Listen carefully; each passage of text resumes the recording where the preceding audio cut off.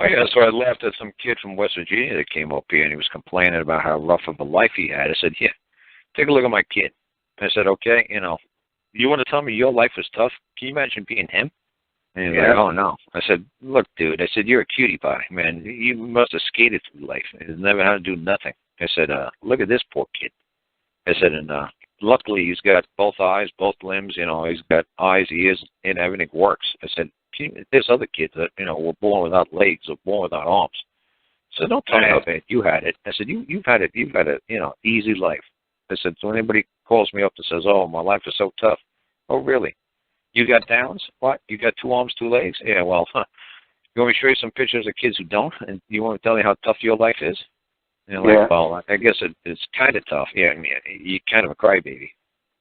The man did apologize when he left. He says, I'm 29 because I'm a real young 29. He said, I'm sorry that I acted so young. He says, obviously it's going to take a lot for me to learn how to be a man. I said, oh, yeah. I said, because right now you try to pull these magic words in court, you still got to go past that judge who definitely is a man or knows when he sees a man and when he doesn't see a man in his court. I said, now, if you act like a man in his court, he'll let you slide. I said, you try to pull these magic words, and you think just because you know these magic words, you're going to just laugh and get away with it. I said, the judge will say, you know what? You hit every single magic word. You're absolutely correct on every single point of law, and I'm still going to hold you guilty, and you're still going to go to jail. You say, but wait a second, I'm a man. I'm looking for the man who done me wrong, and there ain't no man. He knows this kind of law. And it's like the judge is going to say, you know what, kid? Sue me. Sue me from jail. Let's see if you know how to pull that trick out. Let me see if they got that on YouTube video. How do I sue a judge from jail? See how that works out for you. So like a Dean Clifford thing. Like, go ahead, Dean. You're 16 months in jail. Go ahead. How did you sue a judge from jail? I'm sure he sued everybody from jail. I'm sure he was letting all kinds of paperwork come flying out of that prison or that jail. He was in jail, not prison. Sorry about that. I'm sure not one piece of that damn paperwork, all that paperwork you put in went anywhere, in any court. I'm sure it's just all sitting there. Because they're like, yeah, so what? You know what? Sue me. Yeah. When I walked into the second appearance for what I called you about, I walked in and I said, I'm Ryan. I'm appearing as a man today.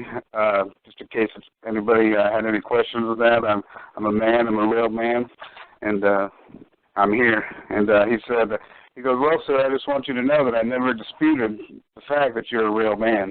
So I didn't know if he just blowing his smoke, but no, I don't know. I think he was being nice.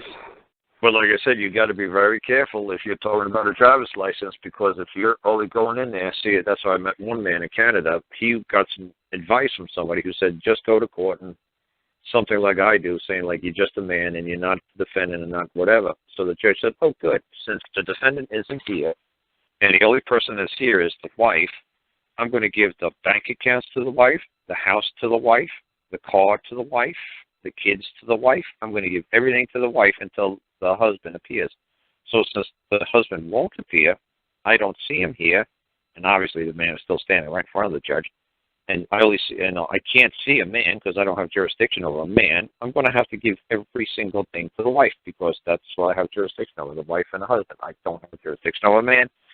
So too bad the husband didn't show up, because I'm going to give every single damn thing to the wife who did appear, because the husband will not appear. So that's what's happens to you, a lot of you guys who have driver's licenses and stuff. It's like, I'm a man, da-da-da. Oh, well, since the driver's license, the defendant did not appear, I'm going to have to make a ruling against the defendant. And the driver's license is suspended against the legal person known as, whatever your name is, Jack Smith, Jack Jones, whatever. Yeah. And that's what they're going to do to you. And that's, you're going to like, hey, wait a second, I'm standing right here. You can't do that. I'm just asking for the man that, oh, look, we're looking for the legal person. If the legal person is not here, we're going to hold the trial in his absentia, and the license is going to be suspended indefinitely until the defendant appears. And that's what they're going to do to you guys. You guys go into this, I'm a man, I'm a man, I'm a man. It's like, yeah, great, lovely. Nobody's disputing you're a man. We're looking for the legal person. We're looking for the guy who's got the driver's license. Well, that's not me. Okay, well, then we're going to find the driver failed to appear, and we're going to suspend his license indefinitely. Next case.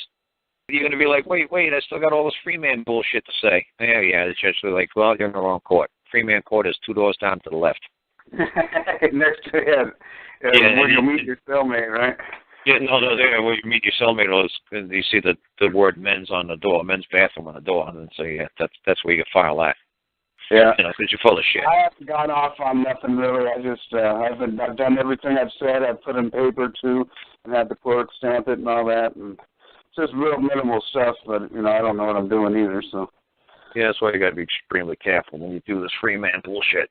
You know, like I said, the stuff I do, man, is some real good shit. But like I said, if you don't know the whole game, you know, like it's like playing tennis. You only know how to hit the ball over the net. It's like, hey, then I hit the ball back over at you. What? Whoa! Nobody told me the ball's going to come back at me. What, you just keep shooting the ball over the net? Yeah, well, I'm a hell of a man. I could serve that ball great. Well, what happened when I hit it back? Now what do you do? Yeah, and how do you hit it back? I don't know how to hit it back. Should I hit it back? Should I just let it go? Did it go over the line? Did it hit the top of the net? Did it go out of bounds? Is it going out of bounds? It's like, well, wait a second. Sometimes you don't want to hit the ball back. Why not? Because it's going long. Just let it go long. What? Yeah, the judge is just shooting it, man. It's going long. You know, just let it go. Just let it go. Don't hit it back. No, just let it sit there. Just no way to go with this. Just let it dive. You know, what? Oh, okay. Well, wait a second. No, it's going to fall in bounds. Oh no, that's still in play. You know. Oh man, you got to say this. Got to say this.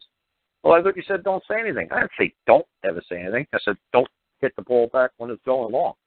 It's like, wow, this is too complicated. Yeah, it's called tennis, man. It's kind of a tough game. Yeah. Any game, no game is easy. Like it's like, well, to me, if you're a great tennis player, well, then obviously playing a game of tennis is easy. But if you're not a great tennis player, man, that's one frustrating game. When people see, like I said, 99% of my stuff has been traffic related, but it's 10 feet long. So people are like, holy crap, you've been in court a lot. It's like, yeah, so you see a lot of stuff while you're sitting in traffic court. You see a lot of other cases going by, and you're learning a lot when you're a kid. You know, almost 9 feet out of 10 feet of my rap sheet went before I was the age of 20. It was almost all traffic related. Yeah, me too. Yeah, so I had a lot of fun driving really fast and doing a lot of crazy things with motorcycles and getting citations. I remember back then they didn't have computers, so it was funny. They had to use these books, and I remember this like 90-year-old lady, man. She was like a court clerk, and when I showed up with a citation, and she says, "You got a 1069, a 1069." She said, "69. I heard a 1068 and 1070." She said, "Huh. I've been working here for like 50 years, and you know what? Honestly, I don't know what." She whips out this great big huge book, man. It was funny, man. I mean, this book must have been about 6-7 inches thick, man. There was dust all over, and she plops it on the counter. She opens it up, and she says, "Oh, driving on a sidewalk." She said, "Yeah, you don't get that very often." I said, "Well, yeah, sometimes, you know, you got to do what you got to do, you know. Sometimes it's easier just to drive on a sidewalk than it is to wait." You know, so I thought that was pretty funny. I mean, I was getting tickets for, you know, things you could only dream of. You know, the people who worked there didn't even know, DMV didn't even know what that was. Yeah, that was the funniest one I ever remember getting, was when the old lady had to, you know, the book was as big as she was, and, you know, it was ridiculous how she put it on the counter like that and says, "What the hell is this? I don't remember.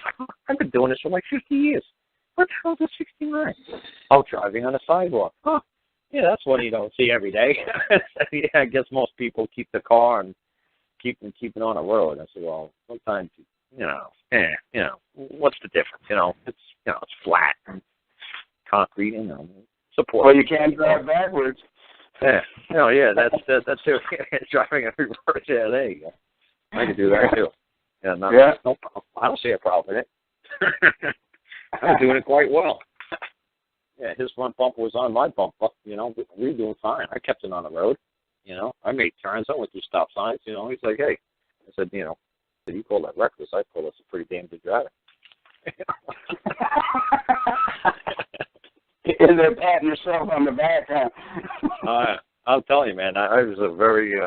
I don't know if I'm a very good driver anymore, but I'm telling you, man, I used to be a hell of a driver. I built cars, so I knew what they could do. Well, New York City's the video game of driving, so. Oh, it's ridiculous. I mean, I was very, very good at driving. So, like I said, it's just like going to court. I'm very, very good at it because I did it so often. Yeah. You know, and I got the rule books, you know, at a very young age.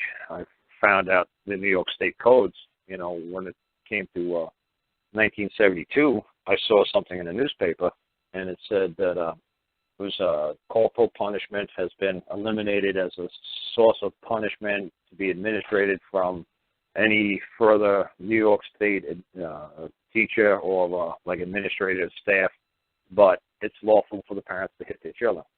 So that's what got me into it, was 1972. People say to me, what got you into it? And it's like, when I saw this newspaper article, because everybody read newspapers when we were kids.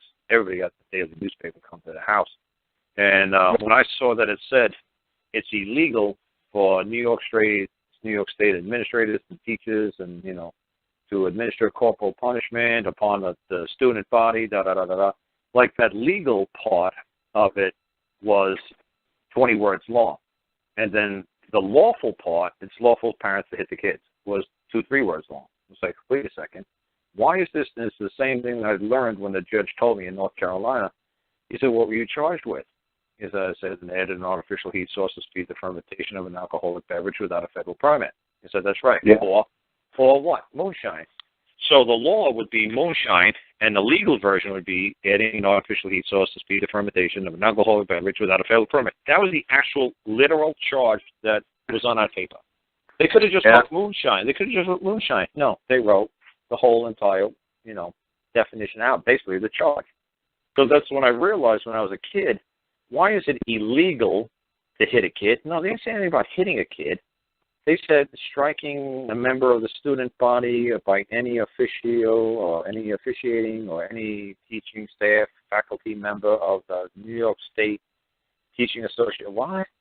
Look at this. Why didn't they just say it's illegal to hit kids, but parents can still hit their kids? It's like, why didn't they just make it teachers can't hit, but parents can't?